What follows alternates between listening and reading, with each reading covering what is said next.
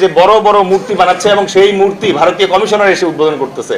এত বড় মূর্তি কলকাতাতেও নাই, কিন্তু বাংলাদেশের গাইবান্ধাতে এই মূর্তি করতেছে তারা, এবং এই মূর্তি করার কোনো পারমিশন অথবা কোনো ধরনের তোয়াক্কা তারা করছে না ওই জায়গায়। কিন্তু মানুষের মনে প্রশ্ন, জনতার মনে প্রশ্ন যে হঠাৎ করে এই জিনিসটা কেন হচ্ছে? ভাইয়া, এটা হঠাৎ করে হচ্ছে না, এটা একটা সুদীর্ঘ পরিকল্পনা। এই সুদীর্ঘ পরিকল্পনার শুরু যেভাবে হয়েছে, এটাকে বলে R2P, মানে রেসপন্সিবিলিটি টু প্রোটেক্ট।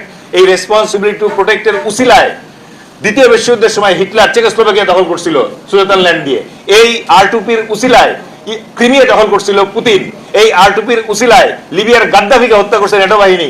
এই R2Pর উসিলায় হায়দ্রাবাদ এবং সিকিম দখল করছে এই ভারত, ইন্ডিয়া।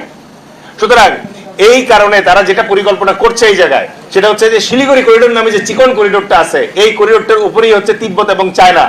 তারা ভয় পায় যে যদি কখনো চায়না আক্রমণ করে তাহলে এই শিলিগুড়ি করিডোরটা কেটে ফেলবে, কারণ এটা অনলি 22 কিলোমিটার চওড়া।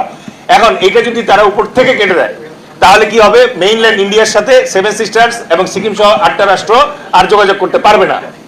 এখন কেউ যদি উপর থেকে কেটে দেয়, আপনি তো উপরে গিয়ে চায়নাকে হারায় এটা খালি করতে পারবেন?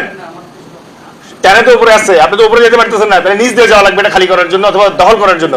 এই নিচ দিয়ে যাওয়ার জন্য তার রংপুর ডিভিশন দরকার।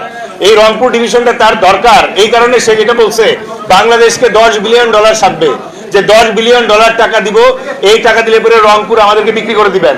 বলছে যদি বিক্রি না করে বাংলাদেশ, তাহলে যেটা করতে হবে সেটা হচ্ছে জোরপূর্বক দখল করে ফেলতে হবে। তাদের একটা ত্রিশক্তি সামরিক বাহিনী আছে, এটাকে বলা হয় 33 ইনফ্যান্ট্রি কোর। ওদের এই 33 ইনফ্যান্ট্রি কোর আর হচ্ছে S-400 ডিপ্লয় করে তারা নাকি রংপুর দখল করে নিবে।